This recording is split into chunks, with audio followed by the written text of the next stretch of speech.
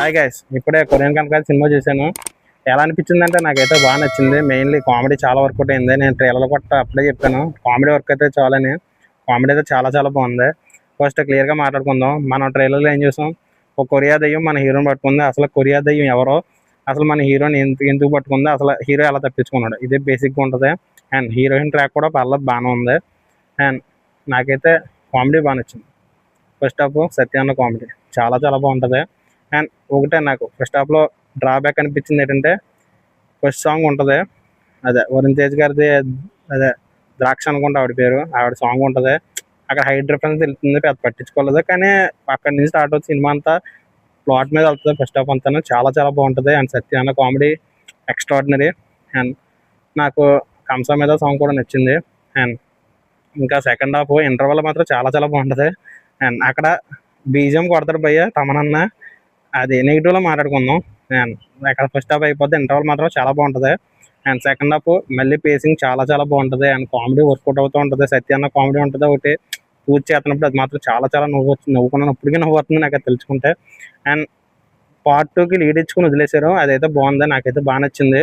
And hope ఇంకా positives ఏ భయ్య. నెగిటివ్ అంటే ఒకటే భయ్య, తమనన్న బ్యాక్గ్రౌండ్ స్కోర్ ప్రతిసారి ఓజీ బీజిఎం వస్తానే ఉంటుంది. అండ్ నాకు అక్కడ చిరాకులు వేసింది. అండ్ అండ్ కమెడియన్స్ ఇద్దరంటే బుల్రాజు అండ్ వీటీవీ గణేష్ గారు. ఆయన కామెడీ అంటే నాకు నచ్చదు, అస్సలు నచ్చదు. ఈ సినిమాలో కూడా పెద్ద అనిపించలేదు. మెయిన్ ఒకలే భయ్య, హీరో అని పక్కన పెడితే కానీ సత్యాన్న హీఈస్ ద హీరో అన్నట్టు అనిపించింది. అండ్ మేర్లపాక్ గాంధీ గారి రైటింగ్ చాలా చాలా బాగుంది. అండ్ ఎస్పెషల్లీ ఫ్యామిలీ ఆడియన్స్ చాలా నచ్చుతుంది ఈ సినిమా. నాకైతే బాగా నచ్చింది, చాలా బాగా నచ్చింది. అండ్ క్లైమాక్స్ ఉంటుంది భయ్య, క్లైమాక్స్ ఏ అని క్లియర్ కట్గా అర్థమైపోతుంది, కానీ పెద్ద నచ్చలేదు క్లైమాక్స్. ఒకటి బడ్జెట్ ఇష్యూస్ అనుకుంటా, పర్లేదు ఉన్నంత వరకు బాగానే తీశారు, కానీ ఏ అని ఈజీగా అర్థమైపోద్ది. అండ్ అంతే భయ్య, ఇక చెప్పడం కంటే ఏమీ లేవు. అండ్ వరుణ్ తేజ్ గారు చాలా బాగా చేశారు. అండ్ ఫైట్స్ మాత్రం అండ్ సిగ్నేచర్ మూమెంట్ ఒకటి ఉంటుంది కత్తులతో, అదైతే బాగుంది, చాలా బాగా చేశారు. అండ్ సెకండ్ రితిక గారు, ఆవిడైతే బాగానే చేశారు ఆవిడ ఉన్నంత వరకునే. అండ్ సత్యాన్ని అయితే చెప్తున్నాను కదా, హీఈస్ ద హీరో, అంతే, ఏం చెప్పలేం. అండ్ మిగతా వాళ్ళందరూ బాగానే చేశారు. వీటీవీ గణేష్ గారు అంటే నాకు పెద్ద నచ్చదు.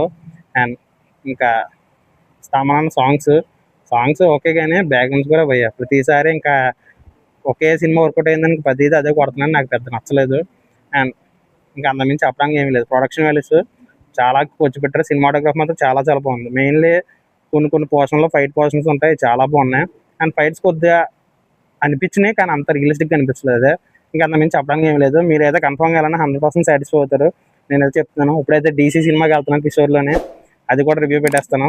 మీరే సబ్స్క్రైబ్ కొట్టాను అంతే, ఇంకా అంతమించి ఏమి చెప్పలేను. And okay, thank you.